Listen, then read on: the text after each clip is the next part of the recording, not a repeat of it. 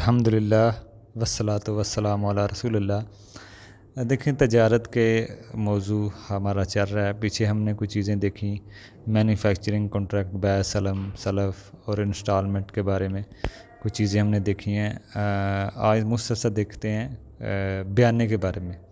دیکھیں، بیانے میں ایک انڈرسٹینڈنگ یہ ہوتی ہے کہ کوئی بھی چیز آپ لے رہے ہیں، آپ کچھ پیسے دے دیتے ہیں پہلے، بعد میں آپ پیسے کوئی دیتے ہیں، پھر اس میں وہ جمع ہو جاتے ہیں، یا آپ نہ دیں تو آپ کا بیانہ ضبط بھی ہو سکتا ہے۔ عرب علماء یہی کہتے ہیں کہ اگر اس میں کسی کا نقصان ہو تو اس کا تخمینہ برر لگایا جائے نقصان کا۔ تو اس لیے اگر یہ سودا پہلے ہی اگر سودا نہ ہو، پہلے ہی دیے ہوئے پیسے واپس نہیں ملیں گے، اگر سودا ہوا پیسے جمع ہو جائیں گے، تو یہ اختلافی رائے علماء کی کہ اگر آپ نے سودا نہ ہوا تو وہ پہلے پیسے واپس نہیں ملیں گے جو آپ نے بیانے کے طور پہ دیے ہیں۔ اگر سودا ہوا تو پھر یہ جمع ہو جائیں گے بیچ میں۔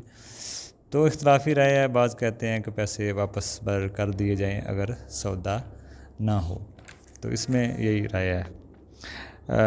برر تخمینہ بھی لگایا جا سکتا ہے، کوئی رکا رہا ہے، اس نے آگے بات نہیں کی اور یہ سودا بھی کینسل ہو گیا، تو اس لیے اس میں کوئی تخمینہ اندازہ لگا لیا جائے۔ بعض تو حدیثوں میں ہے کہ یہ ہونا ہی نہیں چاہیے، برر وہ حدیثوں میں بعض نے کلام بھی کیا کہ یہ ایسا سودا ہونا ہی نہیں چاہیے بیانے والا، لیکن اگر ایسا ہوا ہے تو وہ واپس کر دے کہ ڈیل نہیں ہو سکی۔ لیکن بیانہ دے کے آگے چیز فروخت کرنا یہ بھی برر صحیح نہیں ہے۔ آپ نے کسی چیز کو بیانہ ہی بھی دیا ہے تو آگے آپ بات نہ کریں جب تک وہ آپ اس کا پیسے دے کے قبضہ نہ لے لیں۔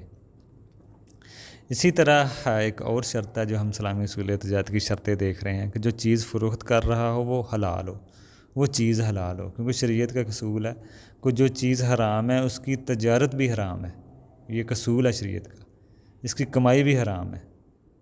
بعض چیزوں کے متعلق بعض چیزیں مطلق حرام ہوتی ہیں، جیسے کتا ہے، شراب ہے، یہ سب چیزیں مطلق حرام ہیں۔ کچھ چیزیں حرام ہیں، جیسے ریشم ہے، سونا، وہ تو مردوں پہ حرام ہے، عورتوں پہ حلال ہے، تو اس کو آپ بیچ سکتے ہیں۔ یہ ایک اصول ہے۔ تو یہ اصول سب چیزوں پہ لاگو ہو سکتا ہے، جو چیزیں حرام ہیں وہ اس کا بیچنا بھی حرام ہے۔ تو اس لیے اللہ کے نبی کے دور میں ایک حدیث ہے اللہ کے نبی کی کہ شراب، مردار، خنزیر اور بتوں کی تجارت کو حرام کیا ہے۔ جیسے شراب ہے تو اس سے جتنی بھی چیزیں ہیں وہ سب حرام ہوں گی، مردار بھی، تو جو نشے آور چیزیں ہیں وہ بھی حرام ہوگی۔ تو اس لیے اب یہ مردار ہے تو یہ کیوں حرام ہے؟ کیونکہ اس کی صحت کے لیے نقصان دہ ہے، جو چیزیں صحت کے لیے نقصان دہ ہیں وہ حرام ہے۔ خنزیر ایک فحش جانور ہے تو یہ بھی حرام ہے۔ تو حافظ ابن قیم کہتے ہیں، امام حافظ ابن قیم، کہ ہر وہ چیز جو فحش کی طرف لے جائے وہ حرام ہے، ہر وہ چیز جو دین کے لیے نقصان دے وہ بھی حرام ہے، جیسے سینما ہے، فلم ہے، میگزین ہے، میوزیکل چیزیں ہیں، سب حرام کے زمرے میں ہی آتی ہیں۔ تو یہ سب چیزیں حرام ہوتی ہیں۔ اس میں ایک اور شکل ہے کہ بعض چیزیں، جیسے ایک مثال ہے، مثال آپ سمجھ لیں، مثال سے جیسے پھول فروخت کرنا جائز ہے، لیکن کسی خاص موقع پہ فروخت کرنا ناجائز ہے۔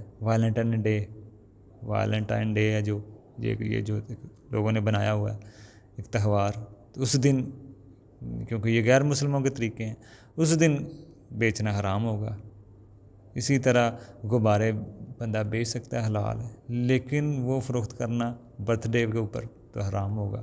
تو اس طرح جو چیزیں حرام ہوں وہ اس کی کمائی بھی حرام ہے، جو چیزیں بعض حلال ہوتی ہیں لیکن حرام موقعوں پہ بیچی جا رہی ہوتی ہیں پھر وہ بھی اس کی بھی کمائی حرام ہے۔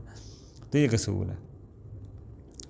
تو اسی طرح کوئی آپ کھانا پکاتے ہیں، کھانا ٹھیک ہے پکانا، لیکن کسی تہوار پر کھانا پکانا وہ حرام ہوگا۔ غیر مسلموں کے تہوار ہیں، غیر شرعی تہوار ہیں، ویسے کھانا تو پکانا تو حلال ہوگا، لیکن کسی ایسے تہوار پر کھانا پکانا جو غیر مسلموں کے طریقے ہیں تو پھر یہ جائز نہیں ہوگا۔ تو یہ ایک اصولی باتیں ہیں جو پتہ ہونا چاہیے۔ اور عبادت میں اصول یہی ہے کہ ایک سوال پیدا ہوتا ہے کہ عبادت میں اصول یہی ہے کہ عبادت وہی ہے جو بتا دی گئی ہو کہ یہ چیزیں عبادت ہے، اس کے علاوہ سب بدعت ہے۔ تو عبادت کے لیے ثبوت یہی ہوتا ہے کہ اس کی کوئی دلیل ہونی چاہیے۔ لیکن تجارت میں اصول یہی ہے کہ تجارت میں ہر چیزیں حلال ہیں سوائے وہ جو حرام قرار دی گئی ہیں، کیونکہ حرام لمیٹڈ ہے، حلال بہت سارا ہے لیکن حرام لمیٹڈ ہے، باقی سب حلال ہے۔ تو اس میں یہی اصول ہے۔ تو یہ اس میں بات ہے کہ تجارت میں اگر کوئی ایسی چیز آپ کر رہے ہیں تو اس کی حرام کی دلیل مانگنی چاہیے. عبادت میں عبادت کی دلیل مانگنی چاہیے کہ اس کی کیا دلیل ہے کرنے کی، نہ کرنے کی، تجارت میں نہ کرنے کی دلیل. یہ چیز تو حلال ہے، اگر آپ اس کو کر رہے ہیں تو یہ حرام کیسے ہے؟ اگر کوئی حرام کہتا ہے تو اسے دلیل دینی چاہیے تجارت کے مسئلے میں.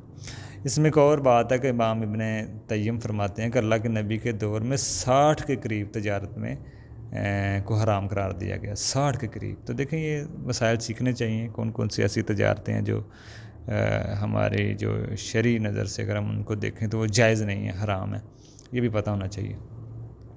ایک سوال پیدا ہوتا ہے کہ غرر کیا ہے، وضاحت اس کی تعریف کریں. بعض بار کہا جاتا ہے غرر نہیں ہونا چاہیے کاروبار میں. دیکھیں غرر امام ابن تیمیہ فرماتے ہیں کہ غرر اس تجارت کو کہتے ہیں جس کا انجام معلوم نہ ہو، کس کا فائدہ ہے کس کا نقصان ہو.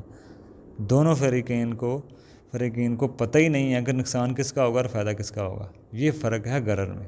انشورنس میں بھی یہی ہے، یہی شکل ہے، غرر ہے، جوا بھی ہے، سود بھی ہے، تکافل بھی خیر بہرحال اسی زمرے میں آتی ہیں چیزیں تکافل میں بھی. تو بہرحال یہ اس میں مسئلہ ہے کہ انشورنس میں بھی جوا بھی ہے، سود بھی ہے، غرر بھی ہے. تو اس قاعدے کے تحت پھر یہ بھی علماء کا اتفاق ہے کہ یہ انشورنس بیمہ پالیسی یہ بھی حرام ہے کیونکہ اس میں غرر ہے. باقی آگے ہم تکافل کے بارے میں دیکھیں گے کہ اس میں انشورنس کے بارے میں، لکی ڈرا کے بارے میں انشاءاللہ آگے ہم دیکھیں گے. السلام علیکم.